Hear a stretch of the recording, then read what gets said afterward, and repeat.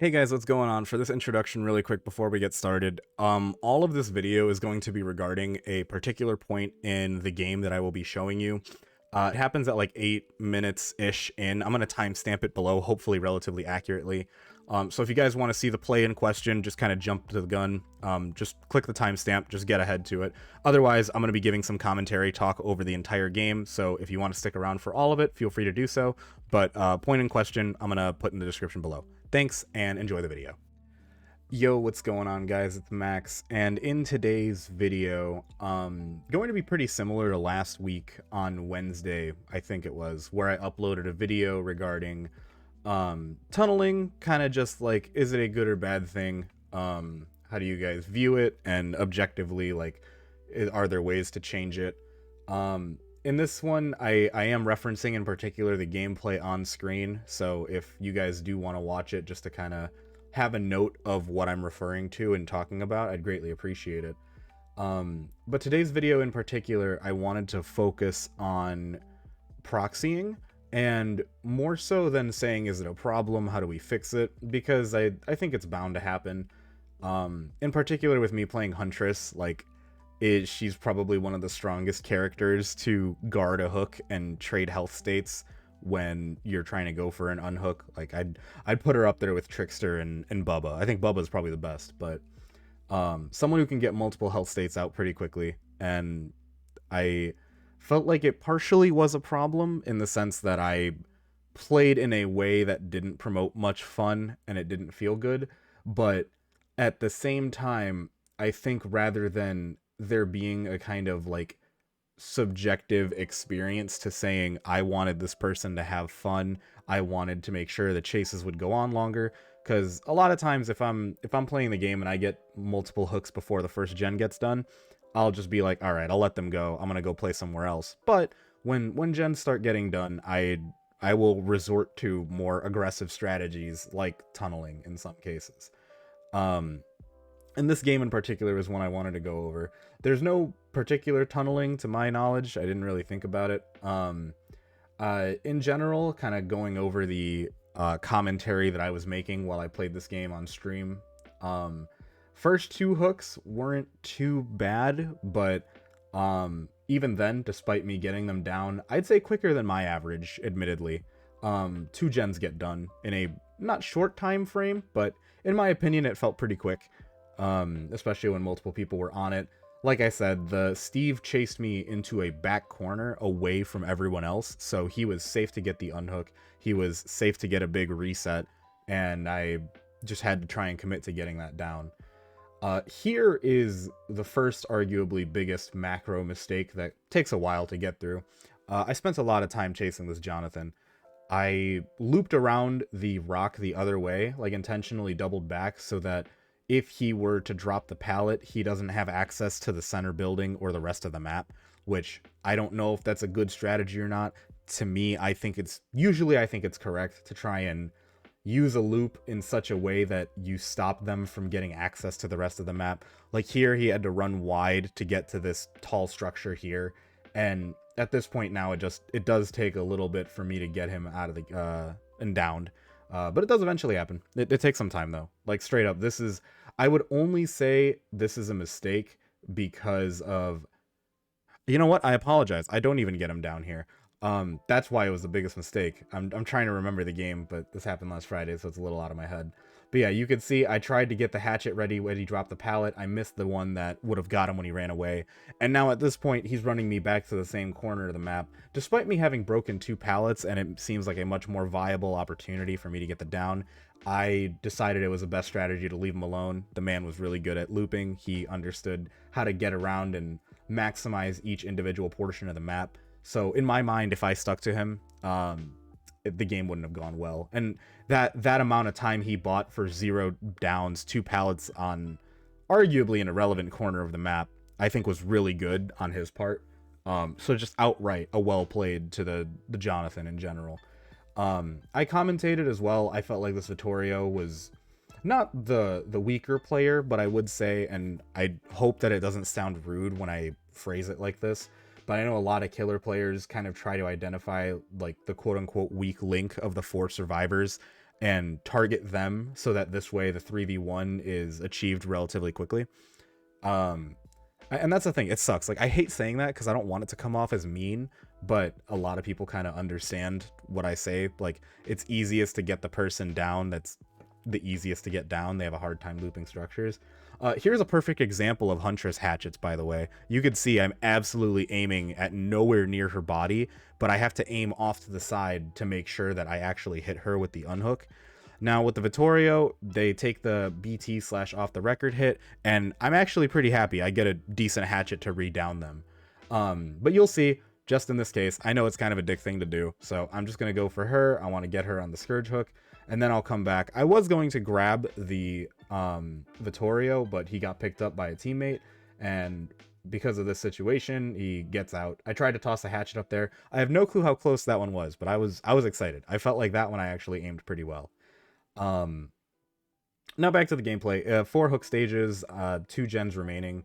I haven't really been checking that back corner of the map, which unfortunately is just the way that they were looping and how they got me through this game. Like, with all due respect to the survivors for very well spacing themselves on the map so that I could not maintain the same amount of pressure everywhere else. And you'll see another gen gets done in my face. I think at this point, I don't know how pacings of gens should be. I don't recall them having a obnoxious like build to get gens done. I never complained about that. It was more just I'm taking note of how frequently they're getting done. In this case, the Steve and Jonathan, I don't know if they're duo queued or not, but it looked like the Jonathan was trying to take a protection hit. Here, I'm just holding up the hatchet, waiting for him to vault, and if he doesn't vault, I can get him going around the corner since it was a maximum speed hatchet. I felt like it wouldn't really have missed out on anything. And something I didn't notice during the gameplay, but I realized helped me out a lot, was the fact that they let the other person go to second hook. And I didn't think about that. That does help me quite a bit, because now the Steve, the Vittorio, and the bottom person are all on their death hook, and Jonathan is just... I think he was the strongest player in the game, and warranted me not to chase him, because I knew that was him crouching behind that box, but I just objectively told myself that man is gonna roll through me playing the game. On hindsight, I don't know if it actually was him or not. I think it was. So here I get the down on the person that was on the hook. I was gonna go for him to see if I could try to put some more pressure, but with 1 gen remaining, with people on opposite sides of the map, I felt it was a little bit more appropriate to try and get someone out of the game. I felt like it personally at this point with how I was playing. I wanted to put the game to a 3v1, so it was a little bit more winnable. Plus, I had a challenge to get 15 kills done. You could see the little tome progress going through. And on Steam, actually, I'm trying to get the achievement to get 1,000 sacrifices. I'm at like 930 something now, so definitely going to get it done this week, which is hype, because that challenge looked daunting at the beginning. This is the core part of the game that I wanted to talk about in the video, though. And I know, sorry it took a while to get here. I'll probably end up just time-stamping the discussion point, so hopefully I'll make a note of it. But here, there's a 3 gen that I have set up. They're all pretty close to each other, admittedly, so I felt like this was a really good area for me to kind of control the map. And luckily for me, I don't know exactly what the decision-making was from Jonathan, but he, I guess, was trying to do some kind of jukes in my FOV, and I got him down pretty quickly. At this point, I decided to bring him to a hook in the center of my 3 gen, and this is where I will fully agree that I proxied a hook, but I want to know if I did something wrong. Because with the 3 gen, that I have vision of all generators there, and the Jonathan on hook right next to me, in my opinion, as a macro decision for a killer, I don't think I should have left this area, like, ever. I have pressure on the hook. I know I can trade the health states if someone wants to go for the unhook. I'm monitoring the 3 generators remaining, so I have no need to like go across the map and check. And here you see the Vittorio is trying to come up for the unhook. I thought it was smart to kind of hold up some hatchets just in case he wants to sprint in and go for the trade, because admittedly I want to make it as hard as possible for them to get the unhook. But in addition, like you could see, I'm not just camping. I am keeping an eye on the generators to the best of my ability. Now, quick spoiler alert, the one that's behind the hook, that's not the one. It's the one in the center of them.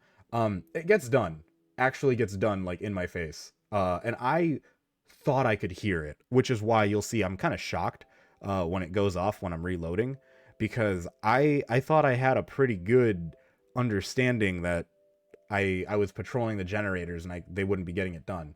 At this point though, he snuck that entire generator. I didn't see any scratch marks. I didn't hear it.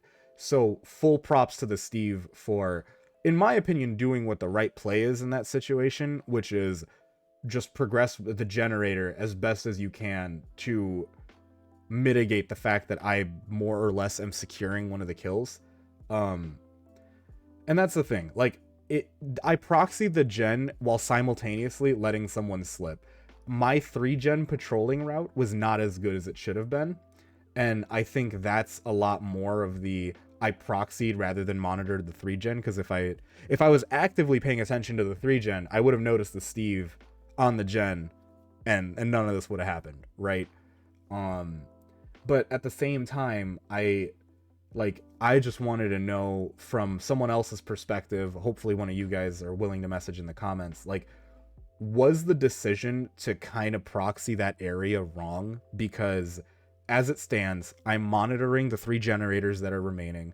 I am maintaining pressure against the hook from the only survivor there. So in terms of raw objectives that I need to accomplish, my decision making, I thought, was okay. I honestly thought that I was, as bad as it looks, because I let a gen go through, like, I completely thought that that decision making was fine. The execution of it could have been way different. The fact that I let the gen go through absolutely made it seem like, you know, kind of a bad thing. And I'm fully admitting that. Like, it doesn't feel good to get hit out of a game like that. And you'll see the Jonathan's upset, but rightfully the man got proxied out of the game after putting in solid work in the beginning of the game. So I didn't do anything that was mean. Like, you can see in the post-game chat, I tried to be nice. I tried to be pretty objective in my explanation. They didn't respond, so I assume they left after saying negative words. Go figure. It happens all the time. And now that I noticed too, there was a hatch offering main building, and I didn't even think about that. I usually check, but in this game I actually just forgot. So shout out to the Vittorio that got out because of it. Like, genuinely, I think they all played pretty well. I'm not even gonna say anyone played poorly or anything. Just unfortunate the Michaela got the second hook and stuff. But beyond that, like, I guess that point I'm just gonna ask you guys, like, did I do something wrong in that gameplay? I don't think so. In terms of my decision making, I think the execution definitely could have been better. I didn't patrol the 3-gen properly. Like, they got the gen done in my face. I didn't let the hook go through, and, like, you know, once again, I want to recap and reiterate, especially, I know as a fact that is considered proxying, so I'm not questioning the definition of it. I know that Jonathan didn't have a fun time on hook, but also at the same time, there's that whole other argument, like, okay, you shouldn't have tried to Kobe off of hook, just stay alive, let your teammates get gens done, go to second hook stage, but all the gens are popped. I now need to monitor the exit gates. I also technically could have camped to get, you know, the secure second one, but everyone else would have gotten out at that point if they decided to sit on hook, which they didn't do. That's not really in my control, but I understand it wasn't a fun situation to be in. So that's about it. I hope you guys have a great rest of your week. Let me know in the comments what you thought about it. If you did like the gameplay / commentary questioning, please feel free to like the video. I'd appreciate it. Kind of helps me know what videos you guys like to watch, what you don't like to watch. Dislike it if you don't. Straight up, I'm telling you, like, if you don't like the videos, dislike them, because as awful as it looks on my stats, it's important for me to recognize what videos you guys want to watch, what you don't.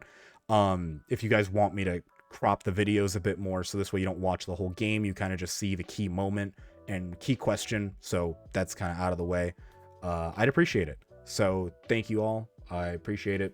Take care. Have a wonderful week. Peace.